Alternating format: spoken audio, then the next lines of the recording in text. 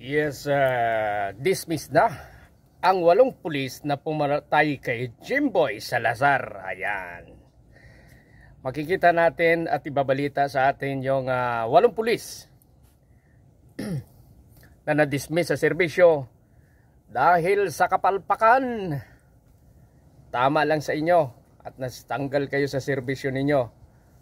Ayan. Yan yung mga pulis na ginagamit ang uniforme baril para makapanlamang sa mga sibilyan. Iyan na babagay sa inyo.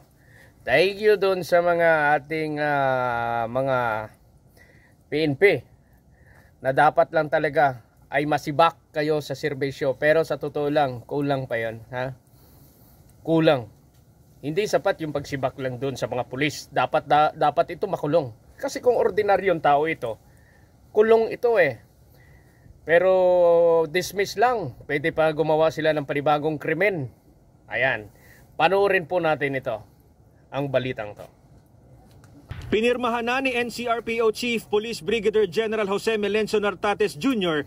ang 10 pahinang desisyon ng summary dismissal proceedings sa 8 pulis sa sangkot sa pagkamatay ni Jemboy Baltazar.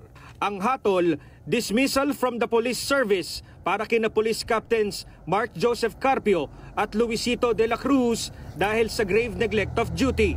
Tanggal din sina Police Executive Master Sergeant Roberto Balais Jr., Police Staff Sergeants Antonio Bugayong Jr., Jerry Maliban, Nico Pines Esquilon, Police Corporal Edmark Jake Blanco at Patrolman Benedict Mangada dahil sa grave irregularity in the performance of duty at conduct unbecoming of a police officer. Malakas yung ebidensya against them for violation of the police operational procedures, specifically yung hindi paggamit ng mga body-worn cameras, and of course yung pag-observe ng force continuum on the use of excessive force, and pinaka malala dito is yung pag-iwan nila dun sa katawan nung biktima, si Jerod, sa tubig ng matagal. Dagdag ng NCRPO dahil tinanggal sila sa serbisyo, wala silang matatanggap na sahod at iba pang benepisyo mula sa PNP. Pero para sa ina ni Jemboy na si Roda, hindi sapat na parusa ang pagkatanggal sa serbisyo ng mga pulis. Sa inaano ko po, makakulong po talaga sila na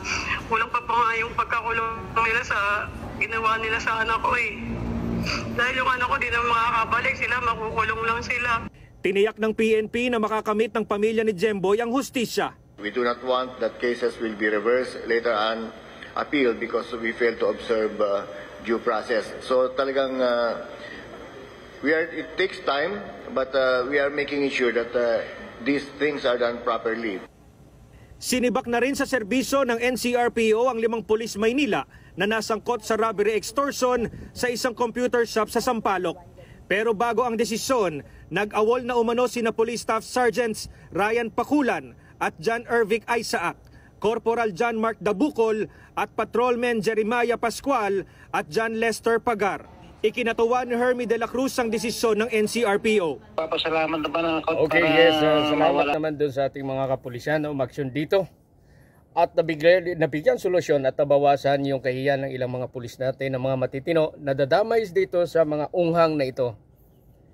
Pero hindi sapat kahit hindi sapat para parusahan lang ng ganito. Hindi pa rin sapat.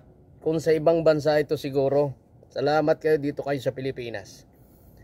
Na maraming rito, no? Ayan, napanood natin. Congratulations doon sa ating ilang mga pulis na umaksyon dito sa mabilis na pagtungon dito sa pagka-dismiss